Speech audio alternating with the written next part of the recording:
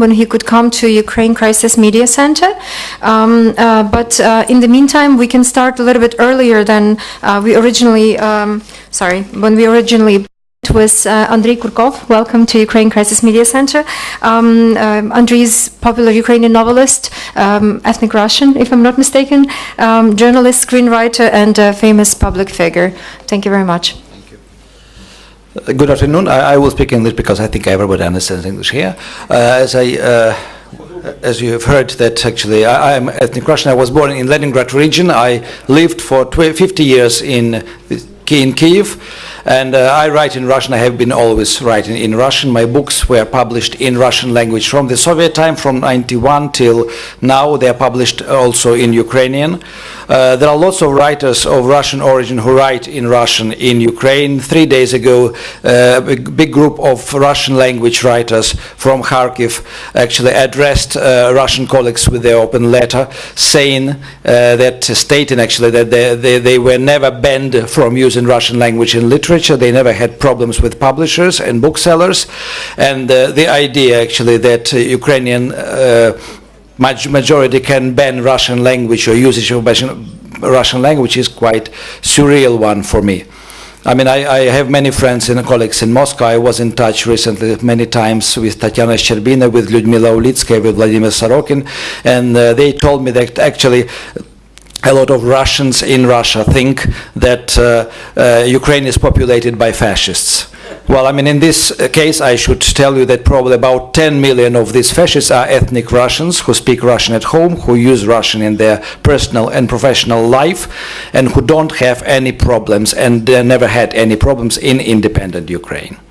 So I probably will be more useful now. If you have questions, then I will be able to answer them. Please. Koniec Toronto. I'm from a Polish paper in Canada.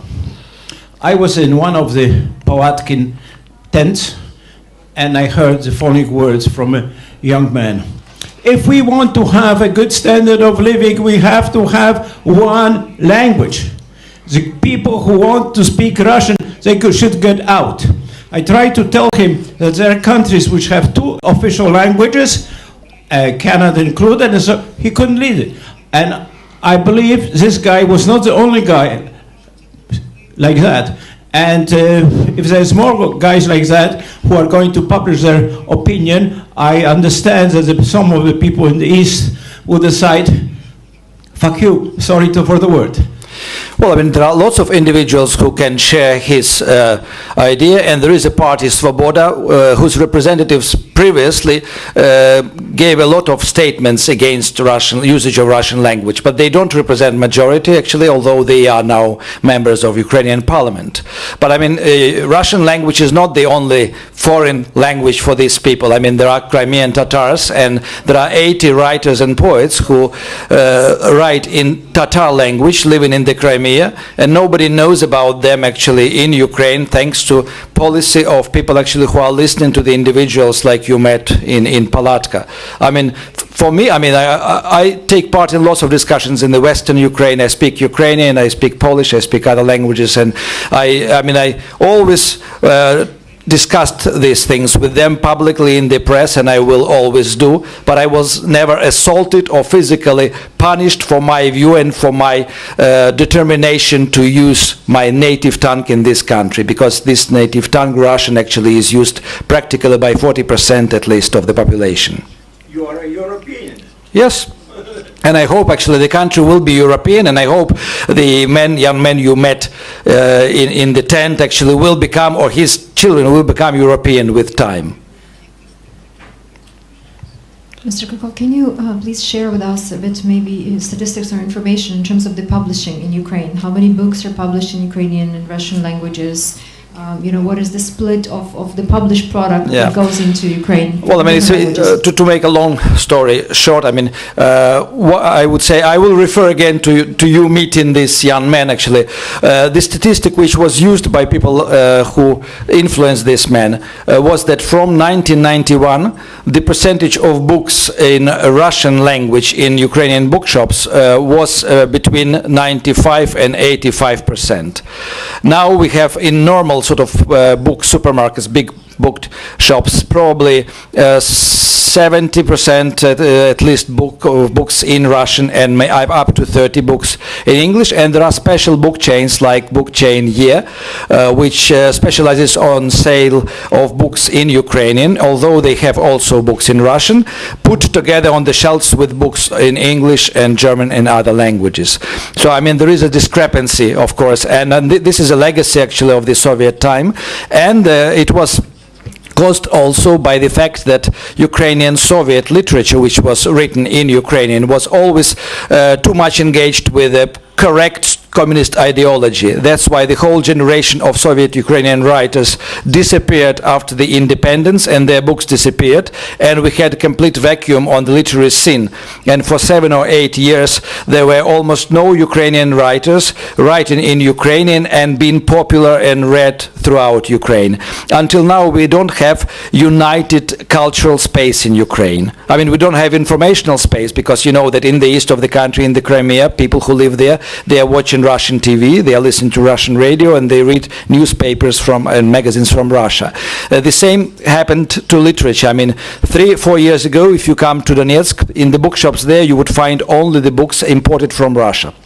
The import was quite, I would say, grey, or it was a typical smuggling operations, because I mean the books were taken in lorries. I know people who were in charge of this business, and that's why actually Ukrainian territory became a book market for Russia. And it's only now, during last probably 10 years or 8 years, the Ukrainian book market is pushing a bit the Russian book market from its territory, but it's only happening in the central Ukraine and in the western Ukraine.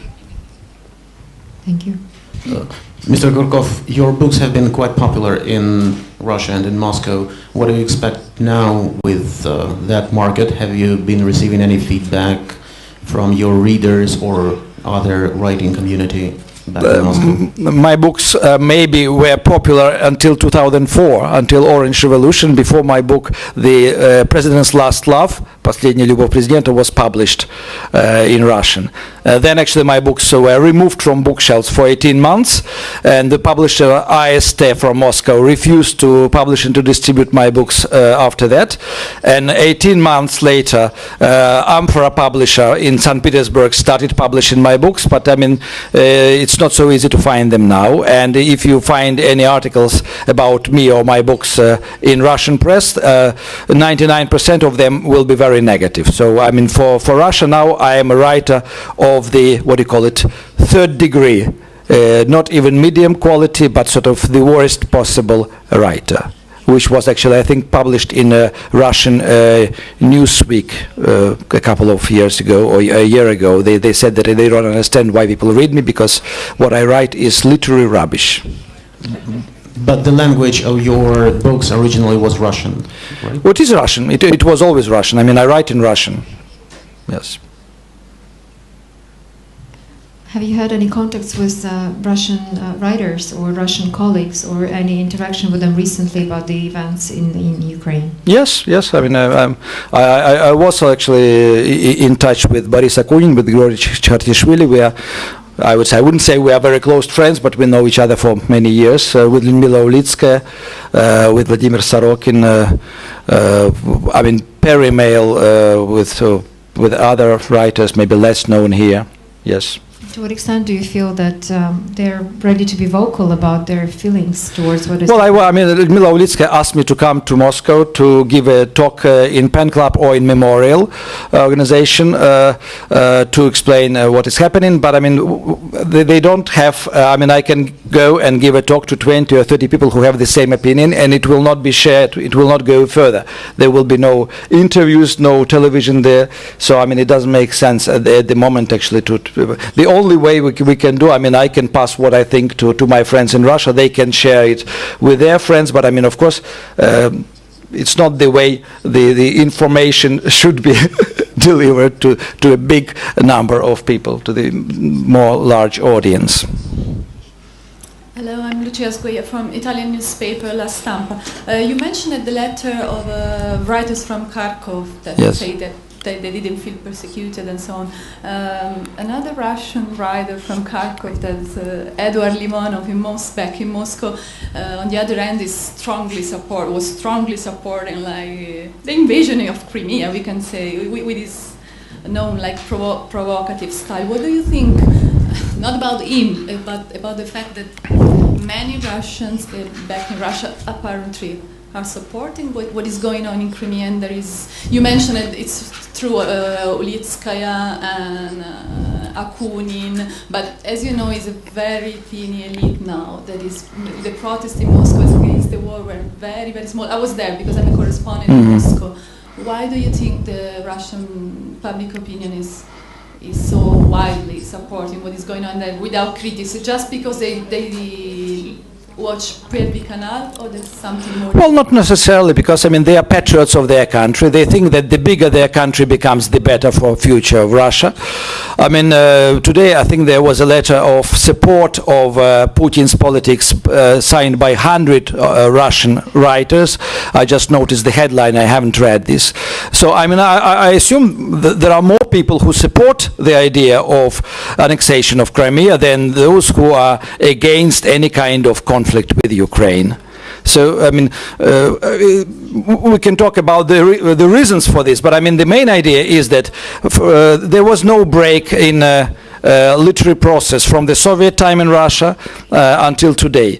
The post-Soviet Russian literature was written in 1980s. Alexander Kabakov, Petrushevsky, and others. So, I mean, they, from then, with no break, Russian literature is the state, I mean, the part of establishment, part of cultural establishment. That's why actually Putin met or gathered around himself 35, I think, young writers several years ago in Barvikha and had tea with them and was lecturing them that they should, like Gorky said, should be engineers of human soul and should be thinking how their writings are influencing the society. They should really support patriotism and all other positive stately feelings of Russian people by their books. And they are doing this, and the country actually is supporting the literature in this sense. So you cannot find any big book fair in the world where Russia wasn't yet a guest of honor. In some places Russia was twice guest of honor,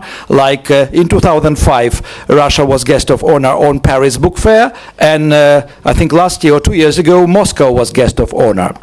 I mean, Russia is pushing its cultural image because cultural image of Russia is much more positive than political image.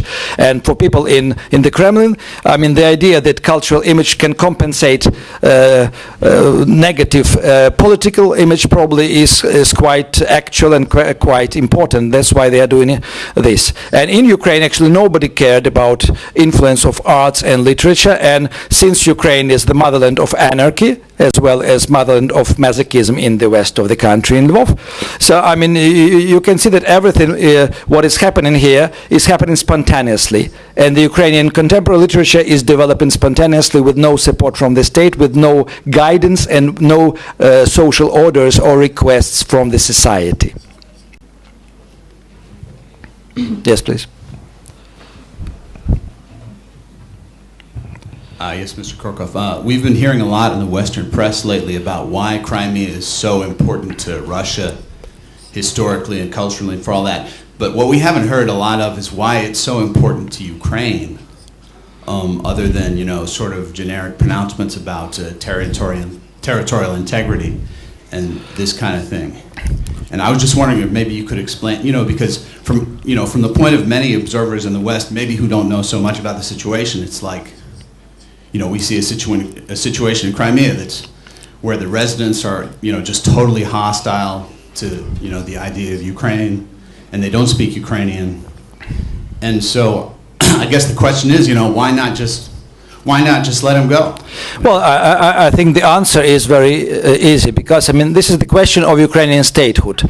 Once Ukraine loses Crimea, there is no guarantee that Ukraine will not lose another part very soon, and the statehood of Ukraine will be in question. I guess I don't follow that argument, because Crimea is what? It's 5% of the population?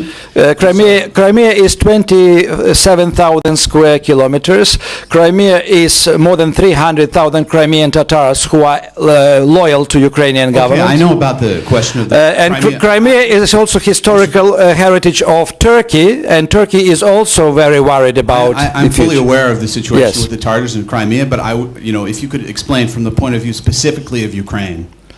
I'm not a politician, I'm a writer, and I'm telling you that actually, for me, if Crimea is lost to Ukraine, I mean, this is the first step to disintegration of the country. I guess, I mean, I don't, it's hard to see why that's obvious. I guess that Well, I mean, Ukraine were to- what country are you from, sorry? United States. United States. So, I mean, probably you wouldn't mind if California goes away or Texas announces independence. Excuse me, but I guess that irrelevant. That analogy is totally irrelevant. Well, I mean, Current situation. in this case, all analogies are wrong. I mean, I am talking about my point of view. I am not talking on behalf of Ukrainian government. I mean, from my personal view, the Ukraine should stay in the borders which were fixed and approved by international community, and accept it. Okay, but if you can't keep that, what are you going to do? You still have You can do it according to the constitution. Then there should be a request from legitimate Crimean parliament to legitimate Ukrainian parliament asking to be allowed to have a referendum. And then the Ukrainian parliament, according to the constitution, should give a go-ahead after debates.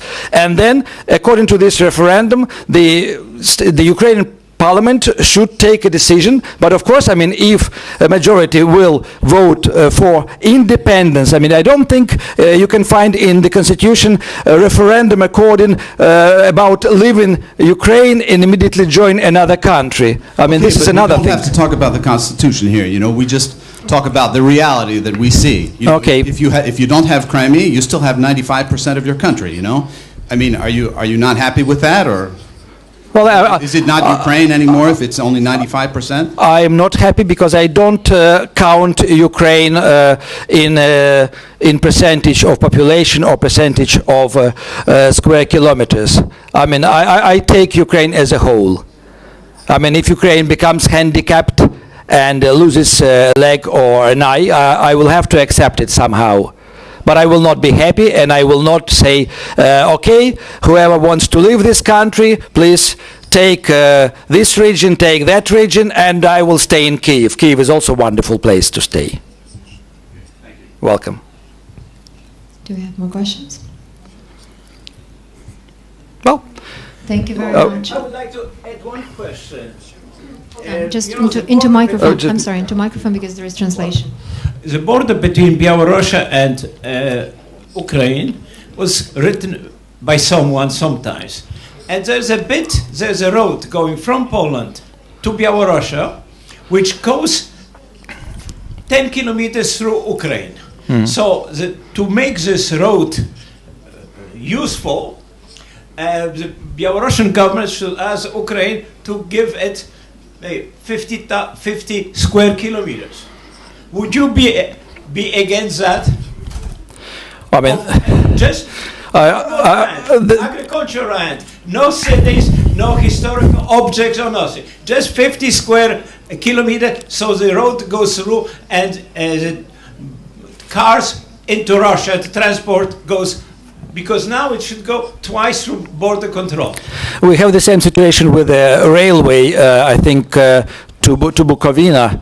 In Ukraine, yes. And I mean, this is an issue which should be discussed by two governments of two countries involved, and if they agree they can do it, and then it should be approved.